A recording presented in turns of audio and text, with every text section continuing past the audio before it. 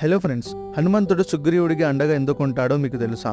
చిన్నప్పుడు హనుమంతుడు అల్లరి చేష్టలు ఎక్కువ చేస్తుంటే అంజనీదేవి హనుమంతుడి దగ్గరికి వచ్చి, నాయన నీకు వయసు వచ్చింది, విద్యను అభ్యసించే సమయం కూడా వచ్చింది, నువ్వు సూర్యదేవుడి దగ్గర నుండి విద్యను నేర్చుకుని రా అని పంపిస్తుంది. అప్పుడు హనుమంతుడు సూర్యదేవుడికి ప్రార్థిస్తాడు.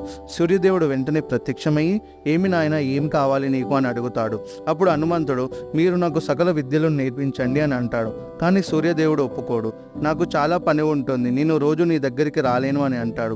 అప్పుడు హనుమంతుడు, నేను చిన్నప్పుడే మీ దగ్గరికి వచ్చాను, అలానే ఇప్పుడు కూడా వస్తాను అని అంటాడు. అది విని సూర్యదేవుడు హనుమంతుడిని శిశువు కింద ఒప్పుకొని తనతో పాటు తీసుకొని వెళ్ళిపోతాడు. హనుమంతుడు సూర్యదేవుడి దగ్గర పెరుగుతూ అన్ని విద్యలు నేర్చుకుంటాడు. తర్వాత హనుమంతుడు, మీకు గురుదక్షిణ కింద ఏం కావాలని అడుగుతాడు. అప్పుడు సూర్యదేవుడు, నా కొడుకైన సుగ్రీవుడు కిష్కింధ వనంలో ఉన్నాడు, నువ్వు ఎప్పుడు అండగా ఉండాలని మాట తీసుకుంటాడు. అప్పుడు నుండి హనుమంతుడు సుగ్రీవుడికి అండగా ఉన్నాడు.